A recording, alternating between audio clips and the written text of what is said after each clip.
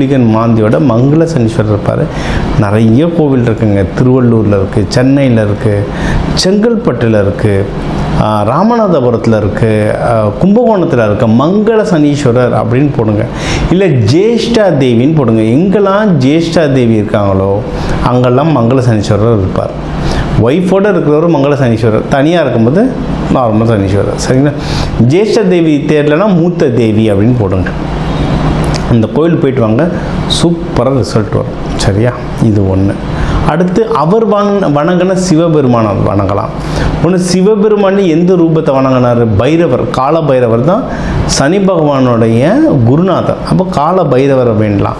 இல்லை ஸ்வர்ண ஆகர்ஷண பைரவர், ஸ்வர்ண ஆகர்ஷண பைரவர் வேண்டலாம். இதெல்லாம் வேண்ட மகரத்துக்கு வந்து நேரம் ரொம்ப நல்லா கை கூடும்.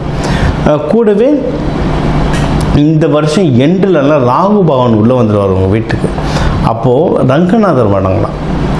ஸ்ரீரங்கம், திருச்சி ஸ்ரீரங்கம் ரங்கநாதர், ரங்கநாயகி தாயார் வணங்கலாம். சிவபெருமான் பார்வதியோடு வணங்கலாம். இந்த தெய்வங்களுக்கு வந்து பிரசாதம் வைங்க, நெய்வேத்தியம் பிரசாதம் வச்சுட்டு பிரசாதத்தை அன்னதானமாக கொடுங்க. சாப்பாடு தண்ணி சேர்ந்து அன்னதானம் கொடுத்தா தான் ஒரு முழு அன்னதானம் கம்ப்ளீட். இது கொடுக்கவே நீங்கள் எல்லாருமே வாழ்க்கையில் வந்து ரொம்ப சிறந்து விளங்குவீங்க. இந்த குரு பயிற்சிகளை நான் முன்னாடி இந்த ஆரம்பத்தில் சொன்ன மஞ்சள் கலர் ட்ரெஸ், வெள்ளை கலர் ட்ரெஸ், அதுவும் மகரத்துக்கெல்லாம் வந்து வெள்ளை, பட்டு, க்ரீமி கலர், இதெல்லாம் ரொம்ப சூப்பராக ஒர்க் ஆகும். இதெல்லாம் நீங்கள் ஃபாலோ பண்ண வாழ்க்கையில் ஒன்று சிறந்து விளங்குவீங்க.